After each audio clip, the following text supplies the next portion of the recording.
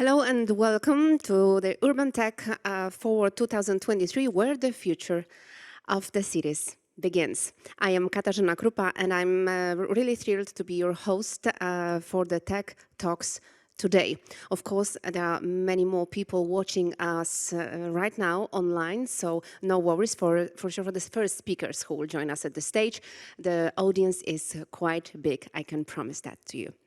Ladies and gentlemen, here we hand the mic over to the founders and innovators who put their best effort into decarbonizing our cities. Today, you can, of course, get inspired and with their vision and learn new things and walk away with the investment ideas, of course. So let's get going, but before that, I would like to take a moment to appreciate our conference sponsors for working together with us and for their input into this important event. Startup sponsors, Battery Check, Futures Platform, Hive MQ, Latitude 40 and Fizzy and Plant E. Once again, a big thank you for partnering the Urban Tech Forward. Let's start the action by giving a warm welcome to our first speaker. Please give it up for Robert Heinecke, founder and CEO of Technologies, who is here to share how we can tackle air pollution to protect public health. Please give him a warm welcome.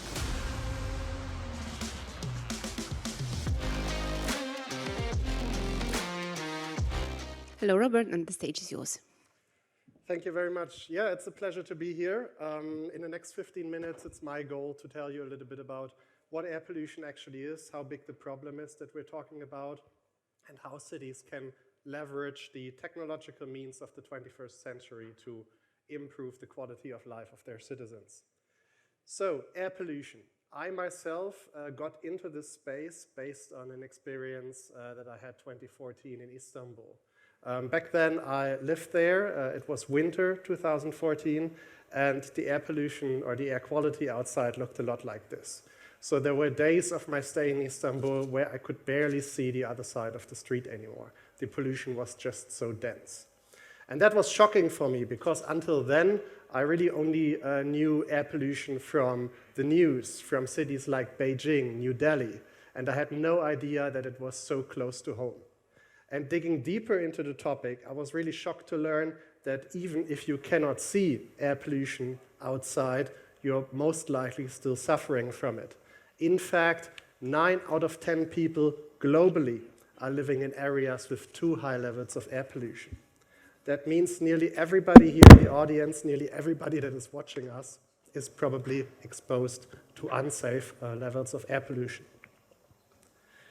What does that do with us? Well, air pollution affects more or less every organ, every part of our bodies. There are studies that if you live close to a busy road, which leads to higher levels of air pollution in your neighborhood, you, for instance, have a higher risk of dementia. There are studies that newborns that are from mothers that live also close to areas with higher levels of air pollution have a lower birth weight.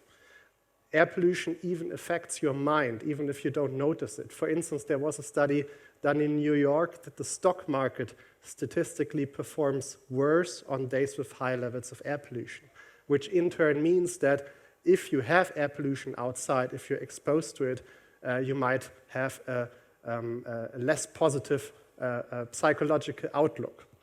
So we cannot really protect ourselves. Every day we are breathing between 11 to 15,000 liters of air. And unlike water, where you can really see it and buy a brand that you trust, and then okay, the water that I'm drinking is safe, you cannot protect yourself against the air that you're breathing. Everybody of us is exposed to that. Where does it come from? Well, on the one side, we have, of course, sources like traffic and mobility. We have still a lot of combustion engine cars on our roads, but even EV vehicles are emitting some air pollution due to braking, due to the tires on the road that are also causing particulate matter. But then even if we manage to move all the combustion engine traffic to EV traffic in our cities, we still have other sources of air pollution. For instance, from residential, where we talk about heating. For instance, from industry, both from factories, but also waste disposal facilities and similar. But also agriculture around our cities, livestock, grain, and other sources there. So now that we know what the problem actually looks like, how do we tackle it? How do we measure it in the first place? Well, traditionally, cities have relied on big monitoring equipment, scientific equipment that is hugely expensive. And that equipment is very accurate, but because it's so big and so expensive, cities traditionally only have very few of those monitoring stations. This is why in the last couple of years, there has been a new trend of developing and implementing mid to low cost sensors, a field that also my company, Bruce Technologies, is active in. And that allows you to basically have a much better understanding of air quality throughout the whole cityscape, while still having some sort of quality control on the data.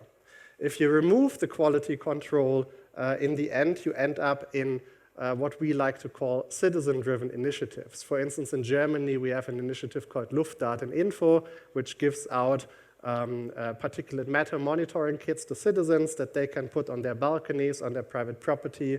In the US, there's initiatives like Purple Air. The biggest issue there is really that you have no kind of quality control, both on the locations and then also on the hardware. Because, for instance, in the case of Luftdateninfo, the citizens are soldering this together themselves. They're assembling the sensors themselves. So you cannot really control how well this has been done.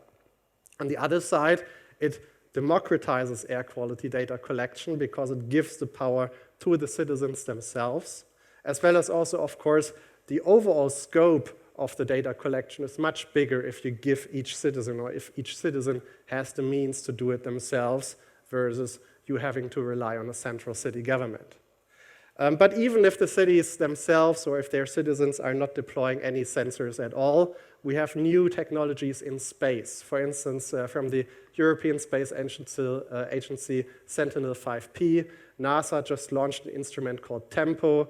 So even if you don't want to measure air quality in your city, which is still somewhat of a reality that we encounter talking to some cities, you cannot really defend yourselves against the space-based reality of actually that there is some data from your city already, and that it's getting more and more accurate and more local.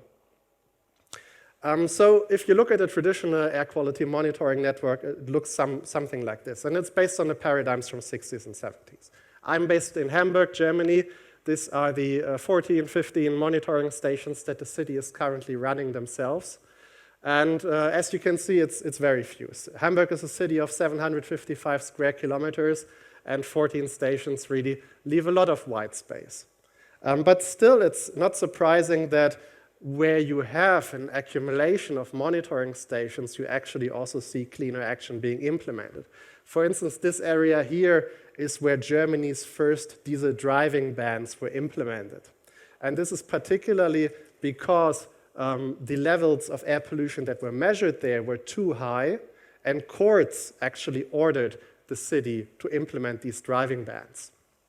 So while we have a lot of monitoring stations, particularly in that region, we have no idea actually how the air quality looks like in the rest of the scape. And this is something that we aim to change. So what we think the new paradigm of air quality monitoring is going to look like towards the end of the 2020s is something like this. You still have some of the very accurate, very expensive monitoring stations, but you also have lower cost sensors, whether that's a citizen-driven initiative or mid-cost sensors from companies that enrich the data that you get from these traditional monitoring stations, additionally to leveraging the satellite data that's out there anyway and that is basically free to use.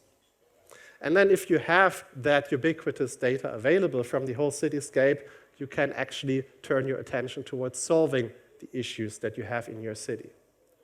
On the one side, if you want to solve air pollution in your city, of course, you can try to avoid the air pollution in the first place, lower the emission itself. And on the other side, you can try to remove air pollution from the city or limit the exposure of your populace to the air pollution that you have in your city's air. And we see two trends here. Traditionally, this hasn't really been data-driven at all. So air quality management in a city is a kind of experience science right now.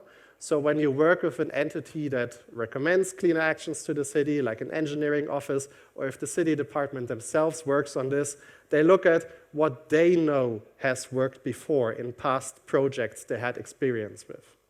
But now we see a new trend of having data-enabled cleaner action, which means that you use air quality data both to identify which cleaner actions are most likely to work, and then you also enrich the impact those cleaner actions have with the data that you have from your cityscape.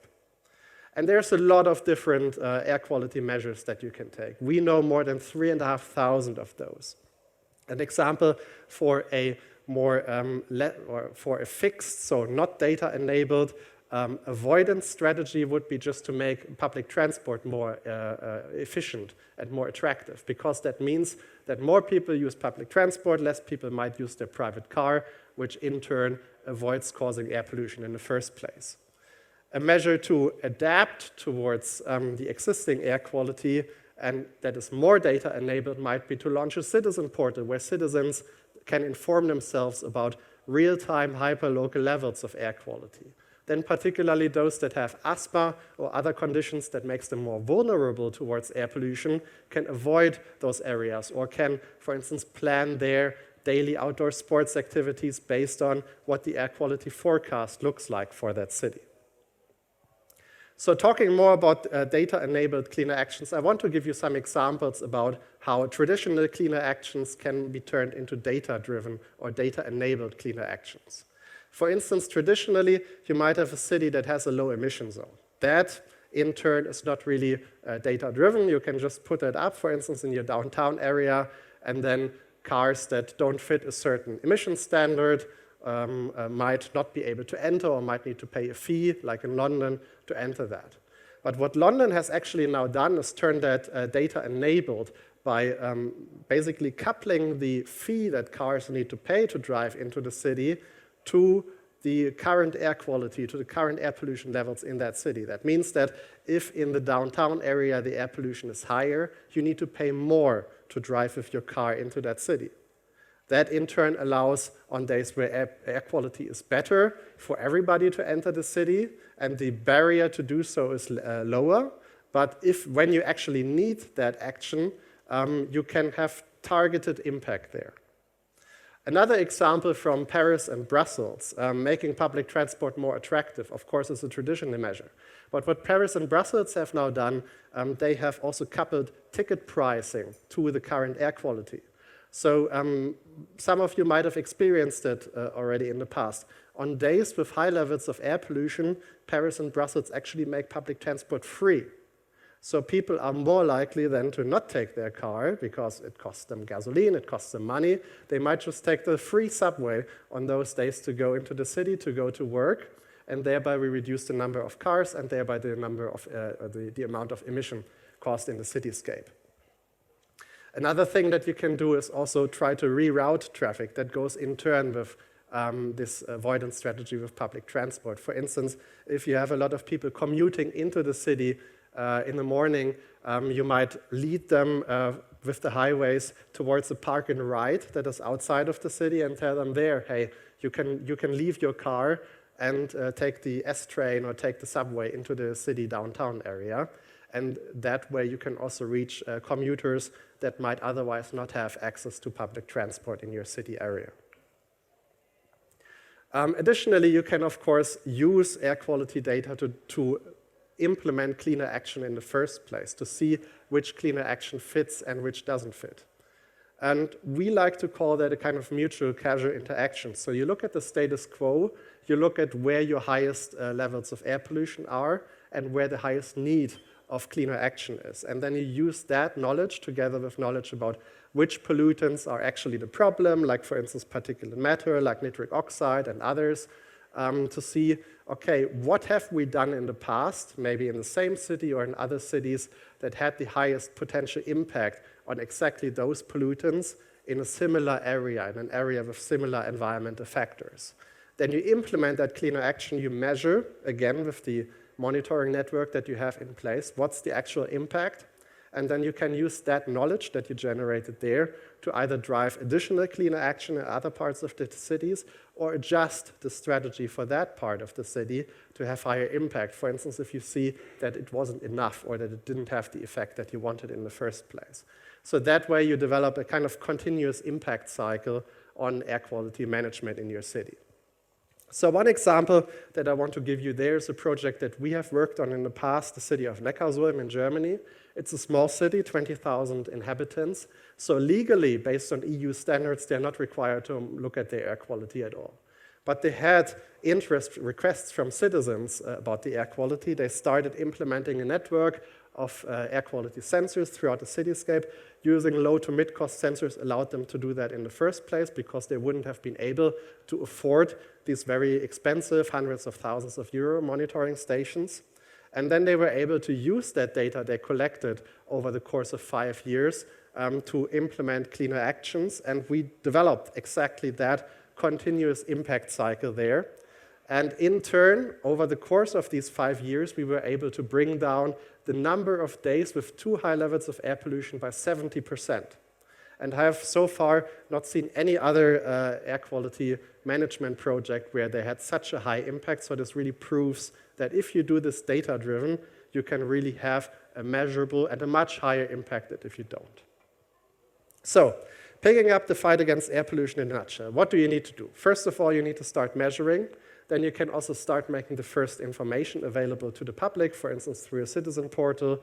You can then use the data for cleaner action planning, implementation, and also success evaluation, and turn that into a continuous impact cycle. And then, in turn, provide the data, the raw data, ideally to the public or also to other departments, because that, as a very last impact kind of idea for you, we see a lot of interest in air quality data from other industries as well. For instance, real estate, if you look for an apartment, it might show you in the future what does the air quality averagely look like in the neighborhood. So, if that was interesting for you, and if you want to learn more about air quality, we actually have a free academy section on our website. You can find that here, or you can just approach me and talk to me. Thank you very much.